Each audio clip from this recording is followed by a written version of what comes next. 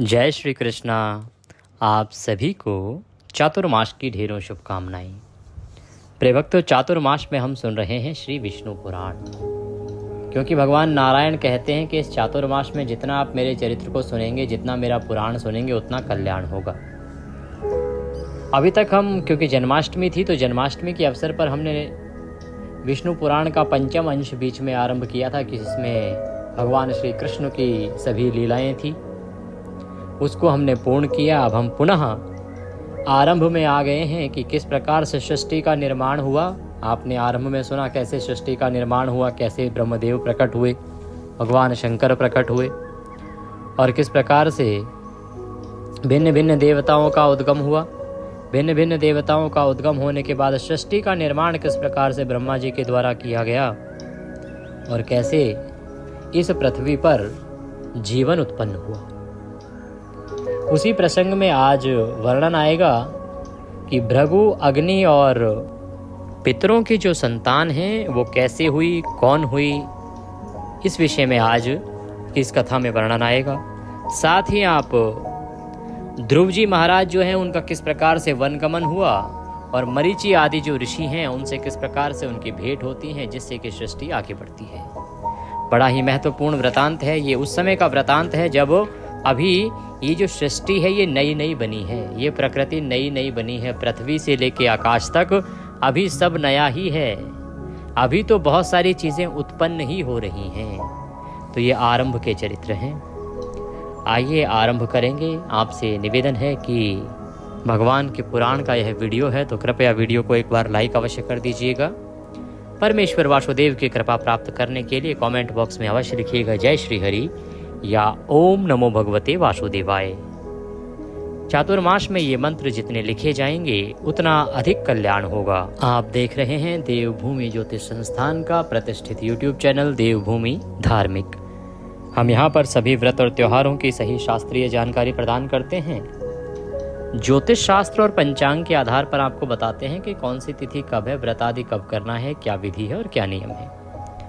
यदि आप सभी व्रत और त्योहारों की सही शास्त्रीय जानकारी पाते रहना चाहते हैं तो कृपया चैनल को भी सब्सक्राइब कीजिए और बेल आइकन को प्रेस कीजिए।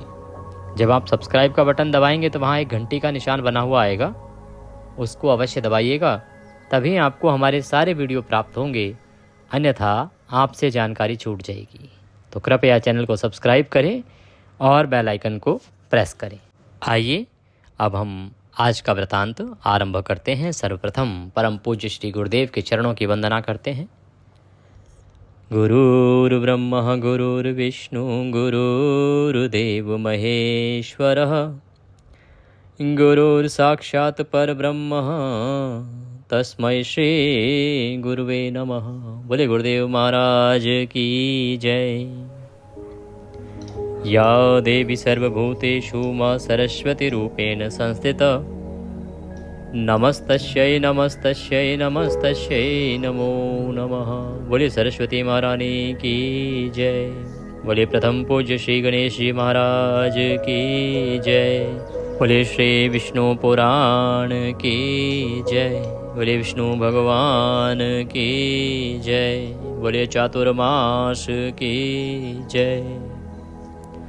आप सभी दर्शकों को, आप सभी श्रोतागण को मेरा नमस्कार। मैत्रेय जी बोले कि हे मुने, मैंने आपसे जो कुछ पूछा था वह सब आपने वर्णन किया। अब भृगु जी की संतान से लेकर संपूर्ण सृष्टि का आप मुझसे फिर वर्णन कीजिए कि भृगु जी की क्या संतानें हुई और वहाँ से सृष्टि किस प्रकार से आगे बढ़ी, ये मैं सुनना चाहता हूँ। पाराशर जी कहते हैं कि भृगु जी के द्वारा ख्याति से विष्णु पत्नी लक्ष्मी जी और धाता विधाता नामक 2 पुत्र उत्पन्न हुए। महात्मा मेरु की आयाति और नियति नामनी कन्याएं धाता और विधाता की स्त्रियां हुई। उनसे उनके प्राण और मृकंडू नामक 2 पुत्र हुए। मृकंडू से मार्कंडेय और उनसे वेदशिरा का जन्म हुआ। अब प्राण की संतान का वर्णन सुनो। प्राण का पुत्र द्युतिमान और उसका पुत्र राजवान हुआ। हे महाभाग, उस राजवान से फिर भृगु वंश का बड़ा विस्तार हुआ। मरीचि की पत्नी संभूति ने पौर्णमास को उत्पन्न किया। उस महात्मा के विरजा और पर्वत 2 पुत्र थे। हे द्विज, उनके वंश का वर्णन करते समय मैं उन दोनों की संतान का वर्णन करूंगा। अंगिरा की पत्नी स्मृति, उसके सीने वाली कुहू, राका और अनुमति नाम की कन्याएं हुई। अत्रि की भार्या अनसुईया, और अनसुईया ने चंद्रमा, दुर्वासा और योगी दत्तात्रेय इन निष्पाप पुत्रों को जन्म दिया। पुलस्त्य की जो स्त्री हैं वो प्रीति हैं, और प्रीति से दत्तोलिका का जन्म हुआ, जो अपने पूर्व जन्म में स्वायुध मनवंतर में अगस्त्य कहा जाता था। प्रजापति पुलह की पत्नी क्षमा से करदम, उर्वरियान और सहिष्णु, ये 3 पुत्र उत्पन्न हुए। क्रतु की जो संतति नामक भार्या है, तो उसने अंगूठे के पौरुओं के समान शरीर वाले तथा प्रखर सूर्य के समान तेजस्वी वालखिल्य आदि 60,000 ऊर्ध्वरेता मुनियों को जन्म दिया। वशिष्ठ की ऊर्जा नामक स्त्री से रज, गोत्र, ऊर्ध्वबाहु, सवन, अनघ, सुतपा और शुक्र, ये 7 पुत्र उत्पन्न हुए थे। ये निर्मल स्वभाव वाले समस्त मुनिगण तीसरे मनवंतर में सप्तऋषि हुए। हे द्विज, अग्नि का अभिमानी देव जो ब्रह्मा जी का ज्येष्ठ पुत्र है, उसके द्वारा स्वाहा नामक पत्नी से अति तेजस्वी पावक पवमान जल को भक्षण करने वाला शुचि, ये 3 पुत्र हुए। इन तीनों के प्रत्येक के 15 पुत्र के क्रम से 45 संतानें हुई। पिता अग्नि और उसके 3 पुत्रों को मिलाकर ये सब अग्नि ही कहे गए हैं। हे द्विज, ब्रह्मा जी द्वारा रचे गए जिन अग्निक, अग्निवाष्पाता और साग्निक, वहिर्षिक आदि पितरों के विषयों में तुमसे कहा था, उनके द्वारा स्वधा ने मैना और धारणी नामक 2 कन्याएं उत्पन्न की। वे दोनों ही उत्तम ज्ञान से संपन्न और सभी गुणों से युक्त ब्रह्मवादिनी तथा योगिनी थी। इस प्रकार यह दक्ष कन्याओं की वंश परंपरा का वर्णन किया। जो कोई श्रद्धा पूर्वक इसका स्मरण करता है वह निसंतान नहीं रहता है। तो जो दक्ष कन्याएं थी उनका किस किस से विवाह हुआ, किससे किसकी वंशावली आगे बढ़ी, इसका वर्णन अभी हमने सुना। देखिए, जब भी हम पुराण सुनते हैं आरंभ में, तो उसको पहले एक स्थायित्व आता है। स्थायित्व कैसे? पहले जो भी उसके चरित्र हैं उनका एक प्रकार से परिचय आवश्यक होता है कि किसके कौन उत्पन्न हुए, क्यों उत्पन्न हुए, किसका क्या कार्य था। तो वही एक प्रकार का अभी इंट्रोडक्शन चल रहा है पुराण का। पाराशर जी बोले, मैत्रेय, मैंने तुम्हें स्वयंभू मनु के प्रियव्रत एवं उत्तानपाद नामक 2 महाबलवान और धर्मज्ञ पुत्र बतलाए थे। हे ब्राह्मण, उनमें से उत्तानपाद की प्रेयसी पत्नी सुरुचि से पिता का अत्यंत लाडला उत्तम नामक पुत्र हुआ। हे द्विज, उस राजा की जो सुनीति नामक राजमहिषी थी, उसमें उसका विशेष प्रेम नहीं था। उसका पुत्र ध्रुव हुआ। एक दिन राज सिंहासन पर बैठे हुए पिता की गोद में अपने भाई उत्तम को बैठा देख ध्रुव की इच्छा भी गोद में बैठने की हुई, किंतु राजा ने अपनी प्रेयसी सुरुचि के सामने गोद में चढ़ने के लिए उत्कंठित होकर प्रेमवश आए हुए उस पुत्र का आदर नहीं किया। उसके 2 पुत्र थे, 2 अलग अलग पत्नियों से। एक से बहुत ही प्रेम करता था, उसका पुत्र गोद में था। दूसरी को वह अति प्रेम नहीं करता था, उसका पुत्र गोद में आना चाहा तो उसने उसका अनादर किया। अपनी सौत के पुत्र को गोद में चढ़ने के लिए उत्सुक और अपने पुत्र को गोद में बैठा देख सुरुचि इस प्रकार कहने लगी, अरे अल्लाह, बिना मेरे पेट से उत्पन्न हुए किसी अन्य स्त्री का पुत्र होकर भी तू व्यर्थ ही क्यों ऐसा बड़ा मनोरथ करता है? तू अविवेकी है, इसीलिए ऐसी अलभ्य उत्तमोत्तम वस्तु की इच्छा करता है। यह ठीक है कि तू भी इन्हीं राजा का पुत्र है, तथापि मैंने तो तुझे अपने गर्भ में धारण नहीं किया। समस्त चक्रवर्ती राजाओं का आश्रय रूप यह राज सिंहासन तो मेरे ही पुत्र के योग्य है। तू व्यर्थ क्यों अपने चित्त को संताप देता है? मेरे पुत्र के समान तुझे वृथा ही यह ऊंचा मनोरथ क्यों होता है? क्या तू नहीं जानता कि तेरा जन्म सुनीति से हुआ है? विमानता का ऐसा कथन सुन वह बालक कुपित हो गया और पिता को छोड़कर अपनी माता के महल को चला गया। अब किसी भी छोटे नन्हे बालक के सामने यदि इस प्रकार का व्यवहार होगा तो उसका क्या हाल होगा, सोचिए। पाराशर जी कहते हैं कि मैत्रेय, जिसके ओष्ठ कुछ कुछ कांप रहे थे, ऐसे अपने पुत्र को क्रोध युक्त देख सुनीति ने उसे गोद में बिठाकर पूछा, बेटा, तेरे क्रोध का क्या कारण है? तेरा किसने आदर नहीं किया? तेरा अपराध करके कौन तेरे पिताजी का अपमान करने चला है? ऐसा पूछने पर ध्रुव ने अपनी माता से वह सब बातें कह दी जो अति गर्वीली सुरुचि ने उससे पिता के सामने कही थी। अपने पुत्र के सिसक सिसक कर ऐसा कहने पर दुखिनी सुनीति ने खिन्न चित्त और दीर्घ निश्वास के कारण मलिन नयना होकर कहा, बेटा, सुरुचि ने ठीक ही कहा है। अवश्य ही तू मंद भाग्य है। हे वत्स, पुण्यवानों से उनके विपक्षी ऐसा नहीं कह सकते। बच्चा, तू व्याकुल मत हो, क्योंकि तूने पूर्व जन्मों में जो कुछ किया है उसे दूर कौन कर सकता है, और जो नहीं किया है वह तुझे दे भी कौन सकता है।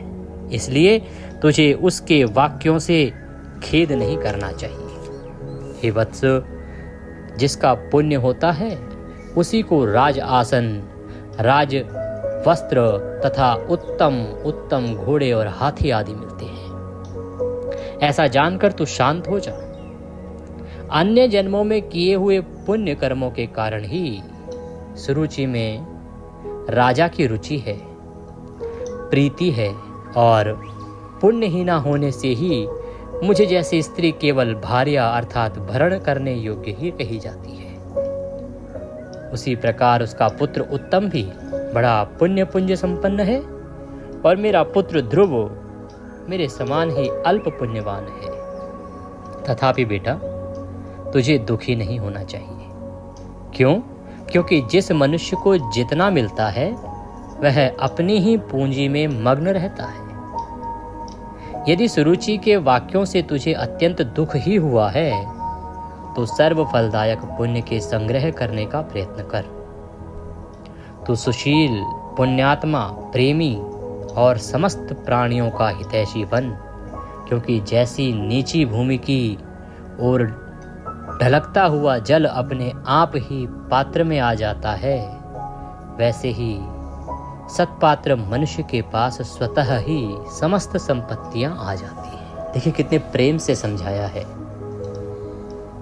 अगर वह चाहती तो कुपित हो सकती थी, क्रोध कर सकती थी, राजा से लड़ सकती थी कि तुमने मेरे पुत्र का अपमान क्यों किया, लेकिन बड़ी सुलझी हुई महिला है।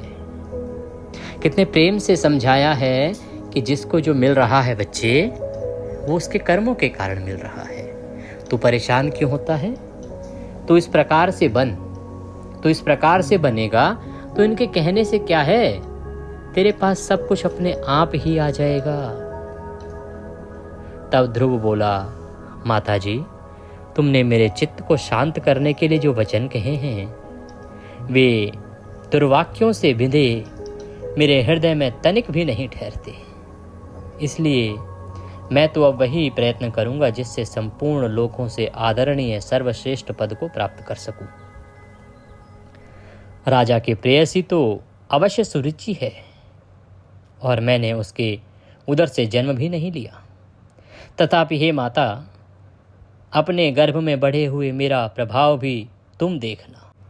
उत्तम जिसको उसने अपने गर्भ में धारण किया है मेरा भाई ही है। पिता का दिया हुआ राजासन वही प्राप्त करे। भगवान करे ऐसा ही हो। माताजी, मैं किसी दूसरे के दिए हुए पद का इच्छुक नहीं हूँ। मैं तो अपने पुरुषार्थ से ही उस पद की इच्छा करता हूँ जिसको पिताजी भी नहीं प्राप्त कर सकते। श्री पाराशर जी बोले, माता से इस प्रकार कहकर ध्रुव उसके महल से निकल पड़ा और फिर नगर से बाहर आकर बाहरी उपवन में पहुंच गया। वहां ध्रुव ने पहले से ही आए हुए 7 मुनीश्वरों को कृष्ण मृग चर्म के बिछौनों से युक्त आसनों पर बैठे देखा। उस राजकुमार ने उन सबको प्रणाम किया। प्रणाम करके अति नम्रता और समुचित अभिवादन आदि पूर्वक उनसे कहा। ध्रुव ने कहा, हे महात्माओं, मुझे आप सुनीति से उत्पन्न हुआ राजा उत्तानपाद का पुत्र जाने। मैं आत्मग्लानि के कारण आपके निकट आया। तो ऋषि बोले कि राजकुमार, अभी तो तुम 4-5 वर्ष के हो, बालक हो। अभी तुम्हारे निर्वेद का कोई कारण नहीं है। तुझे कोई चिंता का विषय भी नहीं है, क्योंकि अभी तेरा पिता राजा जीवित है। और हे बालक, तेरी कोई इष्ट वस्तु खो गई हो ऐसा भी हमें दिखाई नहीं देता, तथा हमें तेरे शरीर में भी कोई व्याधि नहीं दिख पड़ रही। फिर बता, तेरी ग्लानि का क्या कारण है। ऋषि बोलते हैं कि भाई देखो, तुम राजकुमार हो, 5 वर्ष तुम्हारी आयु है, सब कुछ तुम्हारे पास है, और तुम्हारे शरीर को देख के ऐसा भी नहीं लग रहा कि तुम्हें कोई रोग आदि है, तो फिर क्यों इतनी ग्लानि है तुम्हें। पाराशर जी बोले, तब सुरुचि ने उससे जो कुछ कहा था वह सब उसने कह सुनाया। उसे सुनकर वे ऋषिगण आपस में इस प्रकार कहने लगे, अहो, छात्र तेज कैसा प्रबल है, जिससे बालक में भी इतनी अक्षमा है कि अपनी विमाता का कथन उसके हृदय से नहीं टलता। हे क्षत्रिय कुमार, इस निर्वेद के कारण तूने जो कुछ करने का निश्चय किया है, यदि तुझे रुचि हो तो वह हम लोगों से कह दे। और हे अतुलित तेजस्वी, यह भी बता दे कि हम तेरी क्या सहायता करें, क्योंकि हमें ऐसा प्रतीत होता है कि तू कुछ कहना चाहता है। तब ध्रुव ने कहा कि हे द्विजश्रेष्ठ, मुझे ना तो धन की इच्छा है और ना ही राज्य की। मैं तो केवल एक उसी स्थान को चाहता हूँ जिसको पहले कभी किसी ने भोगा ही न हो, जो पहले कभी किसी को प्राप्त ही ना हुआ हो। हे मुनिश्रेष्ठ, आपकी यही सहायता होगी कि आप मुझे भली प्रकार यह बता दें कि क्या करने से वह सबसे अग्रगण्य स्थान प्राप्त हो सकता है। वहां पर ऋषि मरीचि बैठे थे। ऋषि मरीचि बोले कि हे राजपुत्र, बिना गोविंद की आराधना किए मनुष्य को वह श्रेष्ठ स्थान नहीं मिल सकता। अतः तो श्री वासुदेव की आराधना कर। ऋषि अत्रि बोले, जो परा प्रकृति आदि से भी परे हैं, वे परम पुरुष जनार्दन जिससे संतुष्ट होते हैं, उसी को वह अक्षय पद मिलता है। यह मैं सत्य कहता हूं।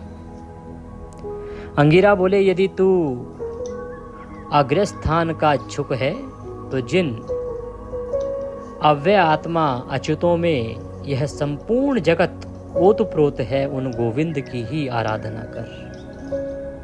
ऋषि पुलस्त्य कहते हैं कि जो ब्रह्म, जो पर ब्रह्म, परधाम और परस्वरूप हैं, उन हरि की आराधना करने से मनुष्य अति दुर्लभ मोक्ष को भी प्राप्त कर लेता है। हे सुव्रत, जिन जगतपति की आराधना से इंद्र ने अत्युत्तम इंद्रपद प्राप्त किया है, तो उन यज्ञपति भगवान विष्णु की आराधना कर। वहां ऋषि क्रतु भी थे, तो वो भी बोले कि जो परम पुरुष यज्ञ और योगेश्वर हैं, उन जनार्दन के संतुष्ट होने पर कौन सी वस्तु दुर्लभ रह जाती है कि हे पुत्र, अगर तू उनका भजन करेगा, उन्हें प्रसन्न करेगा, तो इस पृथ्वी पर ऐसा कुछ है ही नहीं जिसे तू प्राप्त नहीं कर सकता। ऋषि वशिष्ठ वहां पर विराजमान है। ऋषि वशिष्ठ कहते हैं कि वत्स, विष्णु भगवान की आराधना करने पर तू अपने मन से जो कुछ चाहेगा वही प्राप्त कर लेगा। फिर त्रिलोकी के उत्तमोत्तम स्थान की तो बात ही क्या है, भगवान विष्णु तो तुझे सब कुछ देने वाले हैं। यह सब सुन लेने के बाद ध्रुव ने कहा, हे महर्षिगण, मुझ विनीत को आपने आराध्य देव तो बता दिया, अब उसको प्रसन्न करने के लिए मुझे क्या जपना चाहिए यह बतलाइए। उस महापुरुष की मुझे जिस प्रकार आराधना करनी चाहिए वह आप लोग मुझसे प्रसन्नता पूर्वक कहिए। कहते हैं कि प्रभु, आपने मुझे ये तो बता दिया किसको भजना है, किसका जाप करना है, किसे प्रसन्न करना है, पर करना कैसे है ये तो बताएं। भगवान, उनकी आराधना होगी कैसे, उनका जप होगा कैसे, वो प्रसन्न कैसे होते हैं, उसकी विधि क्या है। यह सुनकर ऋषिगण बोले, हे राजकुमार, विष्णु भगवान की आराधना में तत्पर पुरुषों को जिस प्रकार उनकी उपासना करनी चाहिए वह तू हमसे यथावत श्रवण कर। मनुष्यों को चाहिए कि पहले संपूर्ण बाह्य विषयों से चित्त को हटा लें। जो भी बाहरी विषय है ना, उनके जीवन में क्या चल रहा है, क्या परेशानियां हैं, क्या खुशियां हैं, कौन अपना है, कौन पराया है, बाहर की दुनिया में जो चित्त लगा है उसको पूरे तरीके से हटा लेना चाहिए। चाहे किसी ने अच्छा किया है, चाहे किसी ने हमारे साथ बुरा किया है, वो सब विचार दरकिनार, बाहरी जो भी विचार हैं उनको दरकिनार कर देना चाहिए। बाहर के जो भी विचार हैं उनको सोचना ही नहीं चाहिए, चित्त में आने ही नहीं देना चाहिए, और अपने चित्त को उन जगत आधार में ही स्थिर कर दे। हे राजकुमार, इस प्रकार एकाग्र चित्त होकर तन्मय भाव से जो कुछ जपना चाहिए वह सुनो। जब आप एकाग्र चित्त हो जाएंगे, भगवान में अपने चित्त को लगा लेंगे, फिर आपको किस मंत्र का जप करना चाहिए, क्या करना चाहिए, वह अब हम आपको बताते हैं। ओम हिरण्यगर्भ पुरुष प्रधान अव्यक्त रूप शुद्ध ज्ञान स्वरूप वासुदेव को नमस्कार है, अर्थात ओम नमो भगवते वासुदेवाय। इस मंत्र को पूर्व काल में तेरे पितामह भगवान स्वयंभू मनु ने जपा था, कि जो तुम्हारे दादा थे स्वयंभू मनु, उन्होंने इसी मंत्र को जपा था, ओम नमो भगवते वासुदेवाय। और इसी मंत्र के जपने से उन्हें वह मनु पद प्राप्त हुआ था, सर्वश्रेष्ठ प्राप्त हुआ था, सर्वश्रेष्ठ पद प्राप्त हुआ था। तब उनसे संतुष्ट होकर भगवान जनार्दन ने उन्हें त्रिलोकी में दुर्लभ मनोवांछित सिद्धि प्रदान की थी। उसी प्रकार तू भी इसका निरंतर जप करता रहा और निरंतर जप करता हुआ श्री गोविंद को प्रसन्न कर। जिस दिन गोविंद तुझसे प्रसन्न हो जाएंगे, हे बालक, जो तू प्राप्त करना चाहता है वह तुझे प्राप्त हो जाएगा। इस प्रकार से सभी जो ऋषिगण हैं उन्होंने ध्रुव को समझाया, और ऋषिगण के समझाने पर ध्रुव जी महाराज जो हैं वो तपस्या में लीन हो गए। आसन लगा लिया उन्होंने, अपने मन को शुद्ध किया, तन को शुद्ध किया, और भगवान की आराधना शुरू करने में उन्होंने तनिक भी विलंब नहीं किया। क्यों? क्योंकि वो ठान चुके थे कि अब वो भगवान को प्रसन्न करके वह पद प्राप्त करेंगे जिसके आगे सभी राजपद शून्य और नगण्य दिखाई देंगे। अतः बिना विलंब किए राजा के पुत्र ने जैसा ऋषियों ने बताया उसी प्रकार से करना आरंभ किया। बोले कृष्ण भगवान की जय, बोले विष्णु भगवान की जय। इसी के साथ आज का यह अध्याय यहाँ पूर्ण होता है। कल हम सुनेंगे इससे आगे का वृतांत कि किस प्रकार से ध्रुव जी महाराज जो हैं तपस्या करते हैं, कौन सा स्थान उन्हें भगवान के द्वारा प्रदान किया जाता है, और आगे के बहुत ही उत्तम चरित्र अब आने वाले हैं। तो जुड़े रहिए और सुनते रहिए प्रतिदिन श्री विष्णु पुराण। चातुर्मास में इन्हें जितना सुनेंगे उतना कल्याण होगा। साथ ही श्राद्ध पक्ष चल रहा है, श्राद्ध पक्ष में आपको गीता के 7वें अध्याय को प्रतिदिन सुनना चाहिए और उसका जल जो है पितरों को अर्पित करना चाहिए। विधि मैंने आपको बताई है, प्रतिदिन वीडियो भी मैं आपको अपलोड कर रहा हूँ, उसका भरपूर लाभ लीजिए। दक्षिणा स्वरूप यदि कुछ भी भेजना चाहते हैं तो स्क्रीन पर नंबर आ रहा है, उस पर भेज सकते हैं। कई बार इसकी लिमिट पूरी हो जाती है तो हम दूसरा नंबर दे देते हैं, उस पर भी भेज सकते हैं। भगवान सब पर कृपा करें। कमेंट के माध्यम से कुछ भी पूछना चाहते हैं, कहना चाहते हैं तो लिख सकते हैं, अवश्य ही हम उसका उत्तर प्रदान करने का प्रयास करेंगे। भगवान सब पर कृपा करें। हरे कृष्ण।